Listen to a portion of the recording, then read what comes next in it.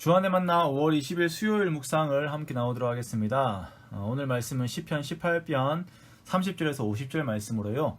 구원과 인자를 영원토록 베푸시는 하나님이라고 하는 제목으로 함께 묵상을 나오도록 하겠습니다. 우리가 지난 주일에 시편 2편을 다루면서 그의 아들에게 입맞추는 삶에 대한 말씀을 함께 이렇게 나누었습니다.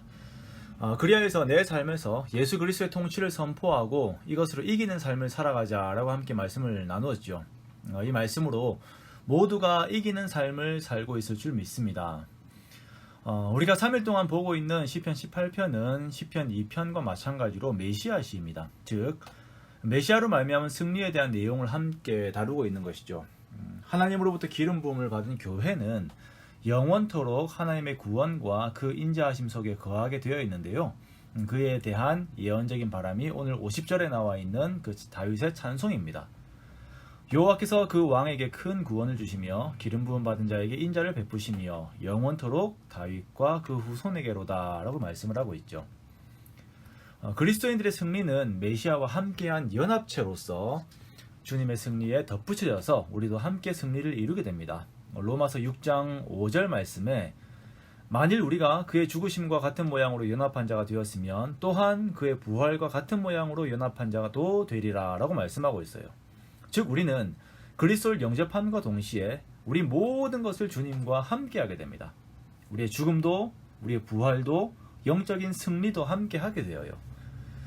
이것은 교회의 최소단이라고 할 수 있는 나와 주님과의 관계에서 교회와 주님과의 관계 속에서 이루어지는 것이에요. 그러므로 함께 누리는 영적인 승리는 예수 그리스도 안에서 반드시 해석이 된다는 것입니다. 그렇다면 우리가 싸우는 싸움의 승리의 가장 큰 요인은 그 무기는 무엇인가? 바로 하나님의 말씀입니다. 시편 기자는 승리에 대한 노래를 하면서 오늘 30절 말씀해 보니까 하나님의 말씀에 대한 칭송을 해요. 하나님의 도는 완전하고 여호와의 말씀은 순수하니 그는 자기에게 피하는 모든 자의 방패시로다. 즉 이 말씀은 이 저자가 대적으로 괴롭고 그 마음이 무너지고 낙담하는 상황이 왔을 때에 그의 마음에 힘을 주는 한 요소가 있었는데 그것은 바로 하나님에 대한 그 말씀에 대한 믿음이었던 것입니다. 하나님의 도는 완전하고 그 말씀은 순수해서 그 말씀으로 말미암아 하나님께로 마음이 돌려진 자들이 영적인 힘을 얻게 되는 것이에요. 로마서 10장 17절 말씀에 그러므로 믿음은 들음에서 나며 들음은 그리스도의 말씀으로 말미암았느니라 라고 그 성격을 설명하지요. 우리가 세상의 걱정과 염려, 사람들과의 관계 속에서의 낙담, 불안, 두려움 등과 같은 그 세상의 소리들이 있을 때에 또는 환경이 나를 누리는 그러한 소리들이 있을 때 아니면 이와는 조금 다른 방향으로 달콤한 유혹의 소리들이 있을 때에 그 소리들은 나의 심령을 약해지게 하고 풍선이 쪼그라들듯이 작아지게 하고 힘없게 만듭니다. 그러나 예수 그리스도의 복음의 소리가 우리의 영혼에 들리게 되면 우리가 다시 힘을 얻고 대적들에게 오히려 달려가서 그것들을 부수는 것이에요. 철장을 가지고 질그릇을 부수듯이 죄악의 요소들을 부셔버리게 되는 것입니다. 그 과정들이 오늘 32절에서 42절까지의 묘사입니다. 하나님께서 능력으로 띠를 띄우시니까 발이 정말 그 암사슴의 발처럼 가볍고 싸움의 능력은 아주 호전적으로 변해요.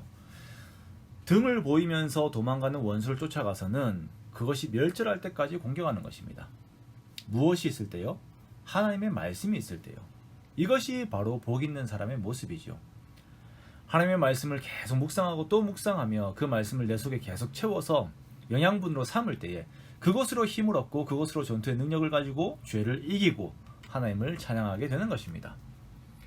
이것이 그냥 나의 내면에서만 일어나는 일들이 아니에요. 실제적인 귀신들의 역사들과 물리적인 환경들까지도 하나님의 말씀이 그것들에게 영향을 주는 것입니다. 영적으로 시달리고 귀신들의 장난이 눈앞에 보이면 승리하신 예수 그리스도의 이름으로 그것들을 물리치십시오. 내 환경이 나를 누른다면 그리스도의 이름으로 그 환경들에게 선포하십시오. 그리고 하나님의 말씀이 내가 살아가는 이 환경을 움직인다는 것을 기억하고 계속 선포하십시오. 절대 이런 것은 나의 내면 속에서만 일어나는 것이 아닙니다. 하나님의 통치는 나의 내면과 함께 내가 피부로 느끼는 모든 환경에 다 적용되고 해당되는 것입니다. 43절 이하의 말씀에 하나님께서 성도를 이방의 으뜸으로 그들의 정복자로 세우십니다. 그러므로 우리가 하나님을 높이고 찬송하고 감사합니다. 여호와께서 그 왕에게 큰 구원을 주시며 기름 부음 받은 자에게 인자를 베푸시며 영원토록 다윗과 그 후손에게로다 라고 하신 이 말씀이 예수 그리스도께서 오셔서 완전히 이루셨고, 또한 이 말씀이 그의 교회된 우리에게 계속적으로 머물고 있음을 믿고 힘을 얻으시기 바랍니다. 곧 나에게 하나님께서 큰 구원을 주시고 인자를 주십니다. 이 말씀이 믿음 가운데 힘이 되어서 이 말씀으로 항상 이기는 우리가 되기 원합니다.